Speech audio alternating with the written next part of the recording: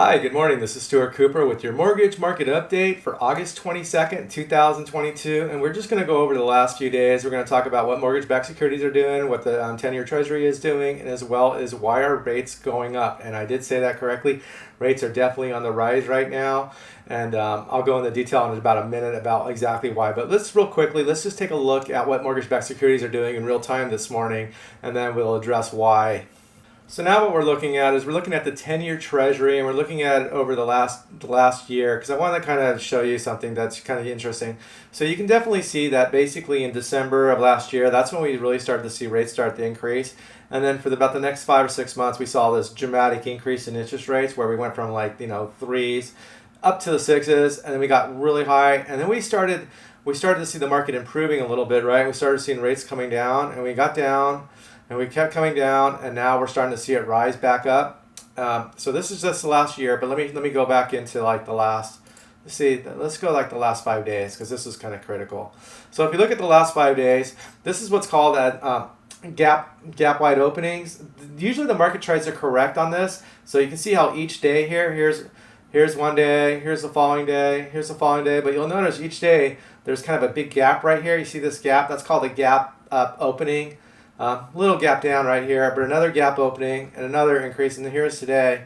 And right here we saw this dramatic gap opening, and I don't expect us to get this back. I'm actually at the point now where I think we're going to start trading above the 3% range, and I think that's going to be for the foreseeable future, and it has everything to do with inflation.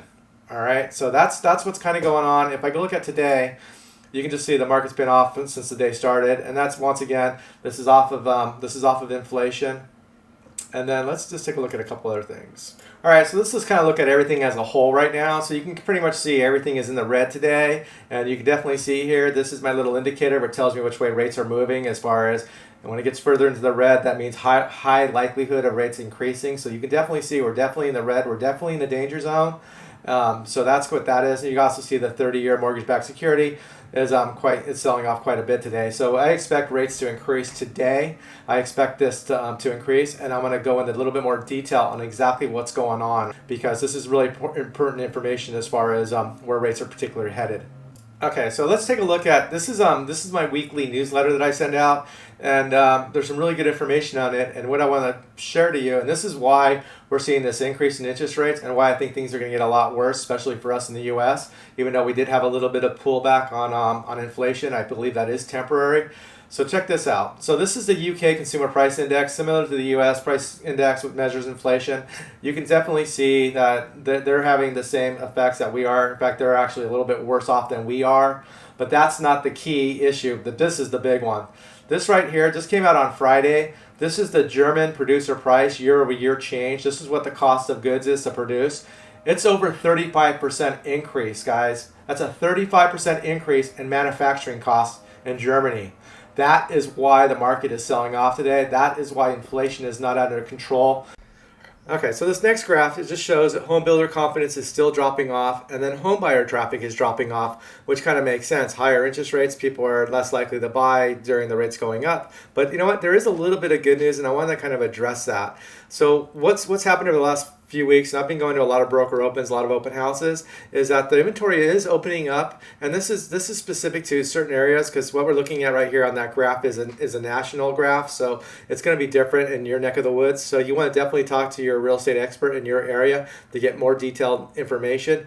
But as a whole, the market is softening up, but some areas, not as much as others. But this is the point: is if you were discouraged a few months ago from buying a house, you might want to look at it again. Even though rates might be higher than what they were a few months ago, here's the reality: is there's less home buyers looking for a house, you have less competition, and the sellers are willing to do more of a concession. And then there's one other thing, you might have never heard about this, is there's something called a 2-1 buy down, where you can actually buy down the interest rate for 2 or 3 years, and then it creeps up every year. So you could actually get your interest rate actually lower by buying it down. Maybe get the seller to give you a credit to buy down the interest rate, so it's not such a drastic increase in interest rates. So for example, how a 2-1 buy down would work is instead of the rate being, let's say, 6%, it would be 4% one year, and then the next year it would be 5%, and then the following year would be 6%. And the goal of that is to keep your rate relatively low until the rates can hopefully have an opportunity to refinance it. But that's definitely a strategy that's in play right now. It hasn't been around for quite a while because rates have been so low, but it's something that a lot of new realtors probably don't even know exists. But it's something that we used to use in the past, and it's called a buy down strategy. So something you might want to look into because it could definitely help you as far as qualifying you get into a house. And then let's just look at something else real quickly. Let's see, so here. So this is kind of interesting. So you can see, like I talked about, rates have gone up quite a bit throughout the last year, and then we had them start to come down, and now we're definitely seeing that increase. Refi applications are definitely off. The only people I see currently that are refinancing are borrowers that are maybe doing a debt consolidation, or maybe they're doing home improvements or something like that, but that's about it. And then the purchase applications are definitely down, which goes back to my point. Right now might be a great opportunity. Even though rates are higher, the chances of you getting that offer accepted are higher than they've ever been because there's less competition, and that is good news for you. So not only can you maybe get a price reduction or a sales reduction, you might even be able to get a lender credit. So definitely keep that in mind. Definitely look at the houses right now because you might have a better chance than you ever have in the last year or so, just because the demand has definitely dropped off. All right, but like I said, talk to your local agent, and if you do like this information, please subscribe to my channel because it helps you with the analytics with YouTube, and I really appreciate it. So I hope you guys have a great week, and of course, if you have any questions or comments, feel free to put them in the comment section, and I'll try to address them if I can. And that's it. Have a great week, guys. Take care. Bye.